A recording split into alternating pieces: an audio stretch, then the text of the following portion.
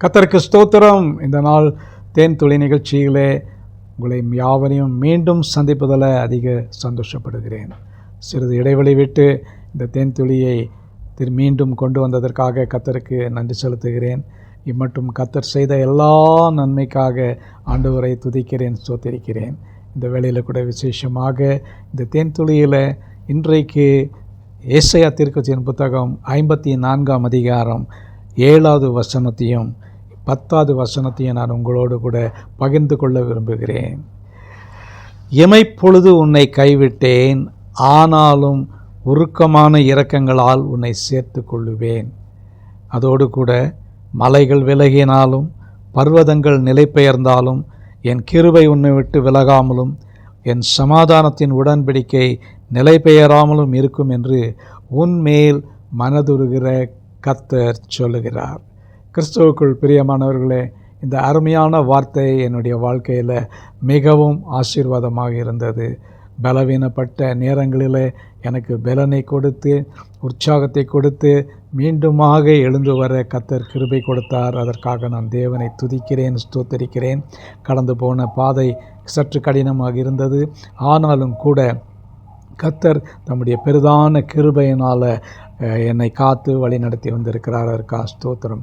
ஒரு இமைப்பொழுது என்னை கைவிட்டார், ஆனாலும் கூட இரக்கங்களினாலே, உருக்கமான இரக்கங்களினாலே என்னை சேர்த்து கொண்டிருக்கிறார் என்று நான் விசுவாசிக்கிறேன். அதோடு கூட மலைகள் விலகினாலும் பர்வதங்கள் விலகி போனாலும் நிலைபெயர்ந்து போனாலும் கூட என்மேல் மனதுருகிற கர்த்தர் என்னோடு கூட இருக்கிறார். அவருடைய கிருபை என்னோடு கூட இருக்கிறது. இந்த நாளிலே உங்களையும் கூட நான் இந்த நாளிலே நினைக்கிறேன். இப்படிப்பட்டதான ஒரு நெருக்கடியான சூழ்நிலைகளை போகின்ற வேளையில் கர்த்தர் நிச்சயம் நம்மோடு கூட இருக்கிறார் என்பதை அறிந்து கொள்ள முடியும்.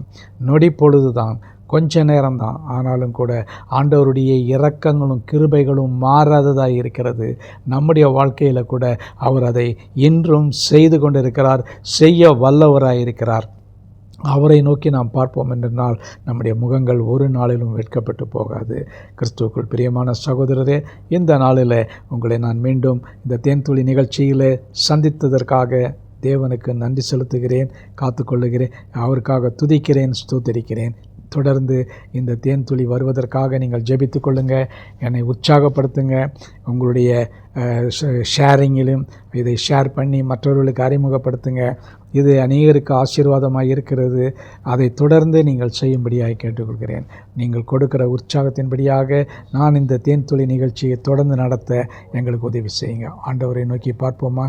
எங்கள் நல்ல ஆண்டவரே, நன்றியோட துதிக்கிறோம், ஸ்தோத்தரிக்கிறோம். இந்த வேளையில் கூட விசேஷமாக இந்த தேன்துளியை மீண்டும் ஆண்டவரே ஆரம்பித்து நடத்துவதற்கு நீங்கள் கொடுத்த இந்த கிருபைக்காக ஸ்தோத்திரம். 1230 எபிசோடுகளை முடித்து இன்னும் ஒரு புதிய எபிசோடுக்குள்ளாய் கடந்து செல்ல கர்த்தர் கொடுத்த கிருபைக்காக நன்றி செலுத்துகிறேன். கொடுத்த நல்ல பார்வையாளர்களுக்காக ஸ்தோத்திரம். அவர்கள் யாவரையும் ஆசீர்வதிங்க.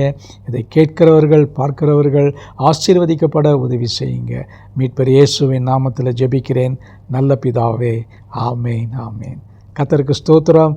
இந்த நாள் உங்களுக்கு ஒரு ஆசீர்வாதமும் மகிழ்ச்சியான ஒரு நாளாக இருக்கட்டும்.